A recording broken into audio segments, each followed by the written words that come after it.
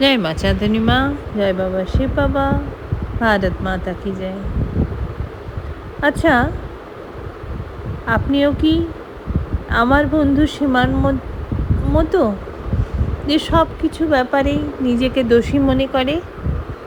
কেন জানি না, ছোটোবেলার থেকেই ওর কনফিডেন্সটা বড্ড কম। ছোটোবেলাতেও 3 ভাই বোনের মধ্যে অন্যায় করলে, যেহেতু ও বাড়িতে বড়, ও মার খেত।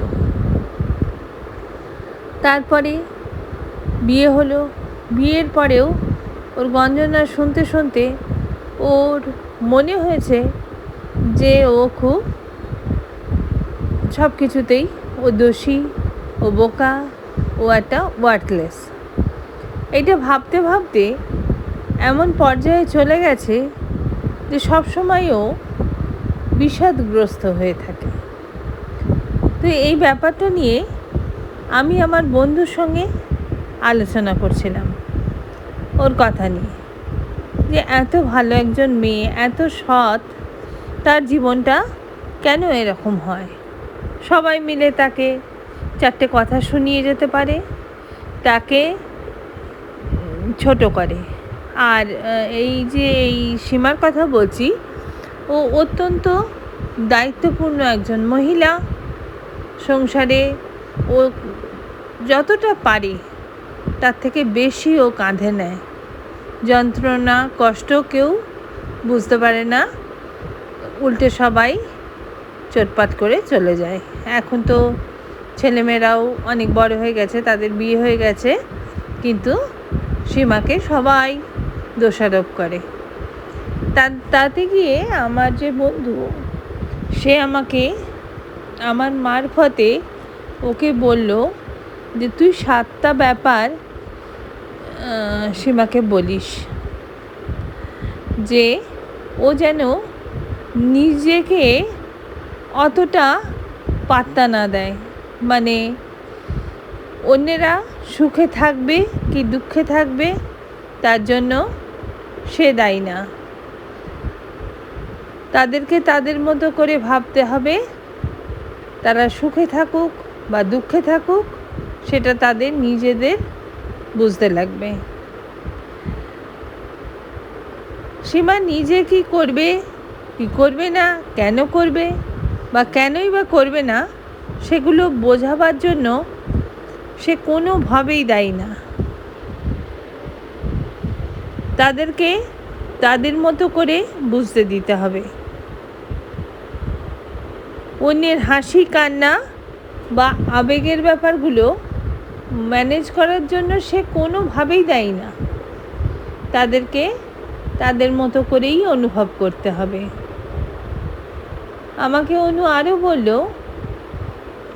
যে সীমা কি পারে কি পারে না, তার মূল্য কতটুকু,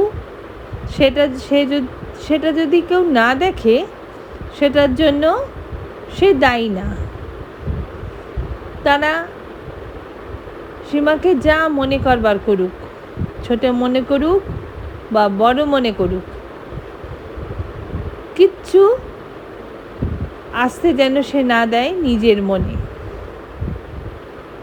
অন্যের ইচ্ছা আশা আকাঙ্ক্ষা পূরণ করবার সব দায় সীমার নয়।